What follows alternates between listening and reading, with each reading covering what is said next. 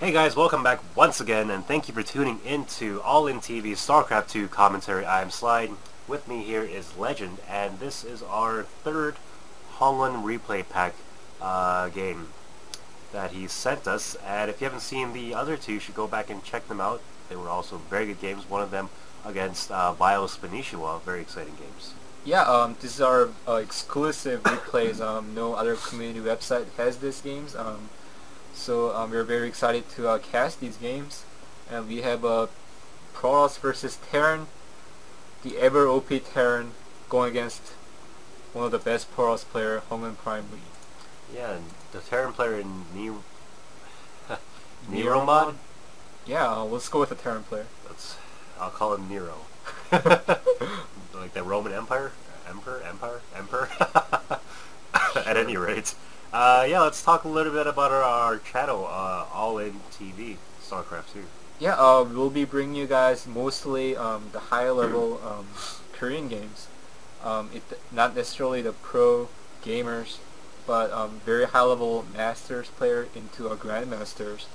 And hopefully we'll be bringing you the games that you can't really watch on other websites, such as very popular Husky and HD StarCraft. Yeah, and Psy and Lag TV, all those great guys and great casters.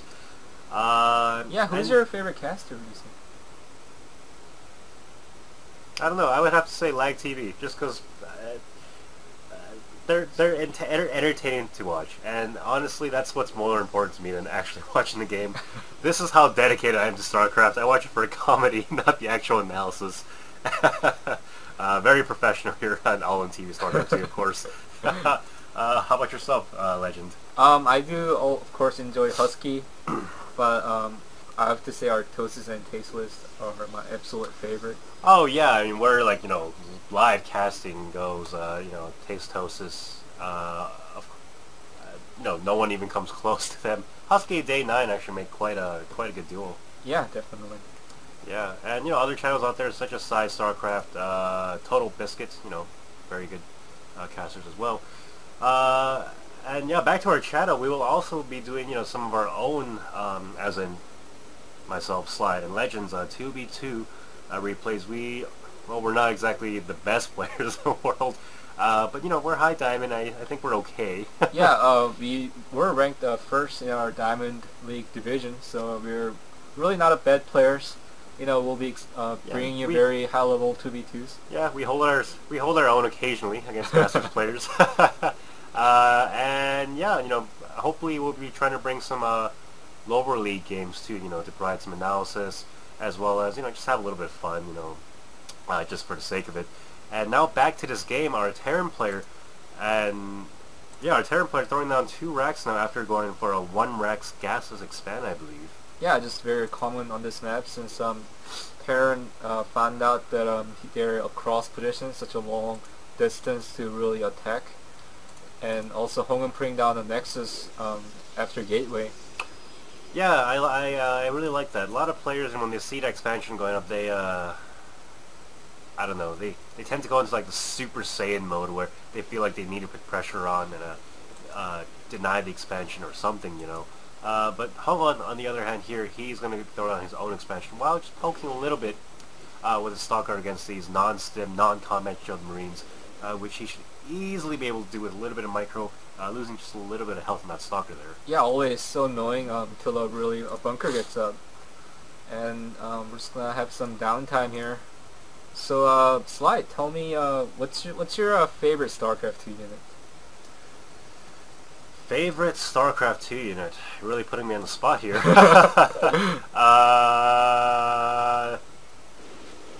I'm guessing you asked. Sorry, go ahead. Sorry, just really getting away. I'm guessing you're asking me this because you already have one in mind. I won't get back to you with that. Why don't you tell me yours? I would have to go with just the Zealot. Absolute my favorite. I would have 200 of them, or actually 100, I guess. Why the Zealot? If possible.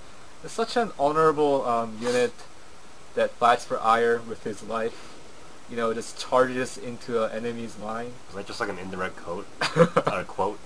No, My life for Ire, fights for Ire with his life. Well done. Well played, sir. No, I'm just saying, Zealot's such an honorable unit, and I just love them. I guess. Okay, I think I have an answer. Well, I'm a Terran player. For those of you at home that do not know, mine's probably the Marine, just to counter everything. Indeed. My I'm a huge fan of Marine King Prime. Of course, well known for his bio-heavy plays as well as his crazy micro, and especially Marine splitting against Bailings. My micro is horrendous, but I like to think that I can do fancy micro from time to time, and so I like my Marines. Yeah, and we have double forge, very popular builds now, just to get that attack and armor upgrade as soon as possible. Yeah, and actually a new patch 1.42 something coming out in a little bit. And yeah, that's going to decrease the cost of all Protoss forge upgrades, ground attack, ground armor, as well as shields. Yeah, huge discount for especially the shield upgrades, so we'll definitely see our Protoss players getting very creative with that upgrades. Maybe even see a 3 forge upgrade kind of thing. That would be scary to see a max upgraded Protoss army. Yeah, terrifying, absolutely. I think the +3 shield upgrade before the patch comes in, at least at the moment as we speak now, is 400 minerals, 400 gas. No small investment. It should be brought down to 300 post-patch, and definitely making those shield upgrades much more viable. Really no pros in their right mind will get that shield upgrade. Seeing it's so expensive. Yeah, and Twilight Council just finished for Hongun here. Starting Zealot charge, very good idea against the bio, especially Marauder heavy force of a Terran player. And our Terran players, looks like it's a stim timing. A stim just about to finish. He's going to move out when that completes. Maybe we'll wait for these two medvacs to heal these units when they stim. Does really Hongun have a good enough units to really defend this? I'm not sure. That's not very many units at all. Yeah, combat shield now on the way. I feel like if the Terran player went right now, he'd be able to crush Hongun's army. But I guess he really wants to wait for those two medevacs. Yeah. The 1/1 upgrade for Protoss just finished, but Zealot charge almost not even halfway done. Actually, just about halfway done. Yeah, and 3 more gateways, and as well as a gold expansion going up just now for Hongun Prime. Yeah. I feel like if Terran player decides to push this, he really can do some serious damage here. Oh my God! I wish Hongun would chrono boost that Zealot charge upgrade so badly right now. He's gonna need that for his engagement. On hold position, that's taking fire. That Marine gets zapped to death by 4 centuries. And actually, Concussive Shell hadn't even finished for our Terran player. That's very interesting. He's now on 3 base versus the 3 base. Looks like was that a factory floating down the side of the map? Yep. And if you look at the unit counting station, it's 57 SCVs, 55 probes, fairly even. There are 9 Marauders and 25 Marines against 23 Zealots, actually. Yeah, this is a lot of Zealots. Hogan, of course, known for his Blink Stalkers, kind of changing a little his style. uncharacteristic, yeah. But I like it, though, because I love Zealots. That's right. And I love my Marines, and I'm about to watch this giant ball of Marine Marauder get owned by those charge lots. We have a multi-prong double prong drop. I like that. He's going to be able to lock down this gold base for sure. Just a couple of Zealots for it. But you can look at the main base as well. A couple Marauders and Marines.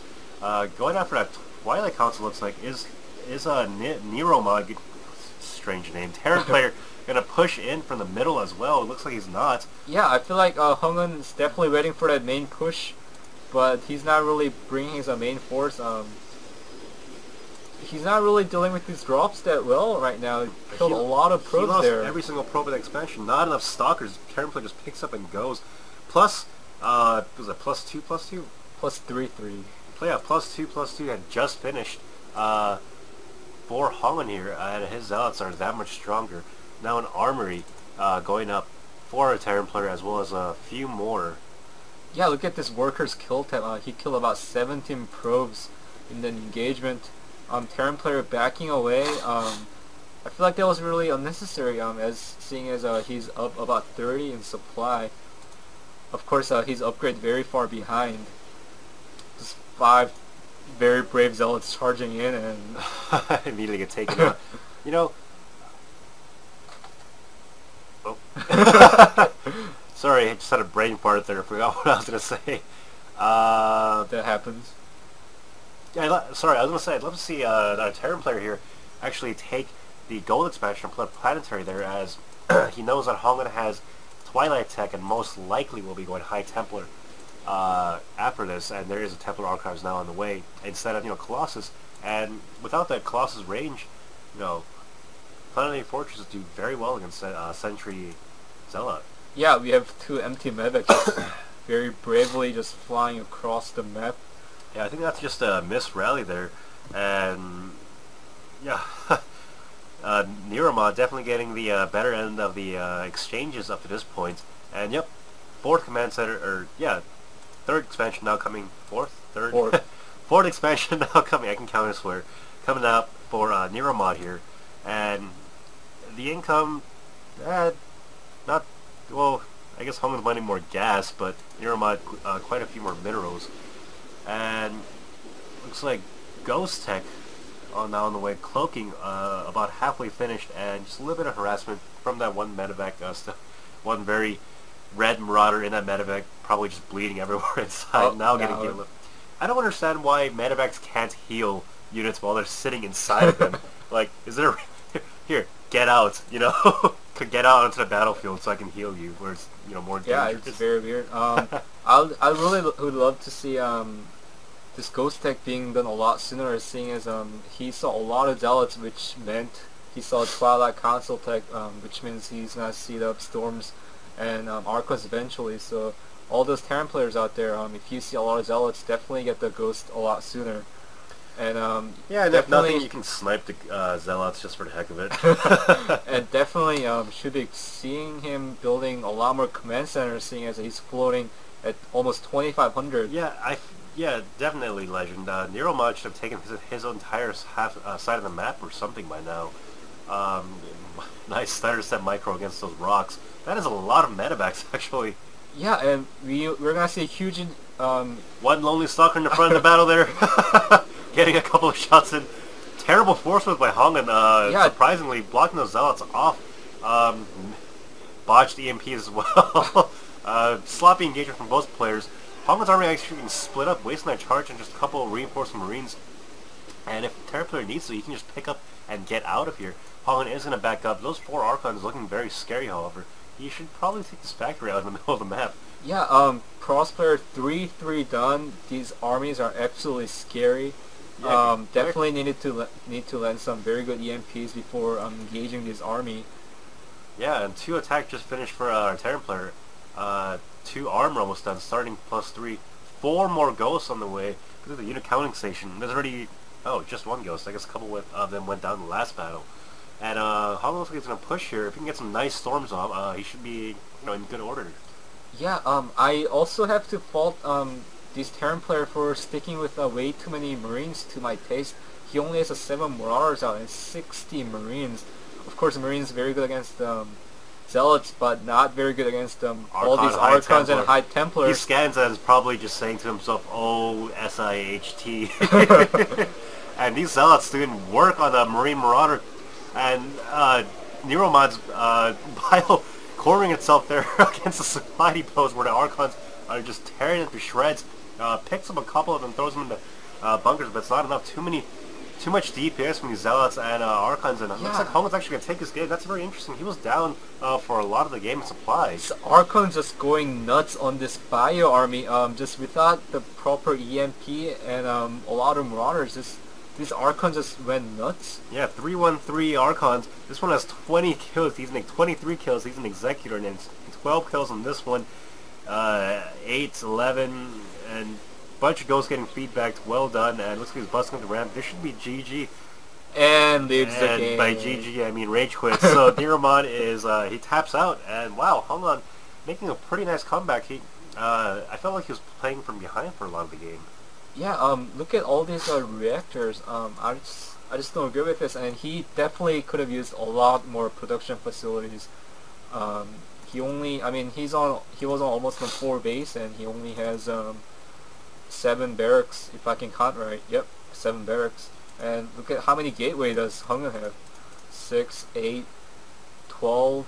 I think if we look at the here, it Yeah. says 12. And even 6 more on the way. That's 18 gateways on the way. Yeah, kind of just a macro fail slash unit composition fail from our Terran player here.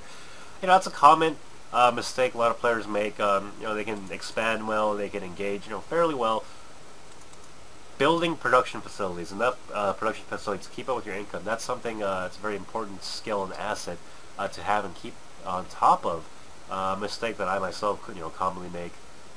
Just not having enough production facilities, not having enough units to replace the ones lost in major engagements. Yes, definitely.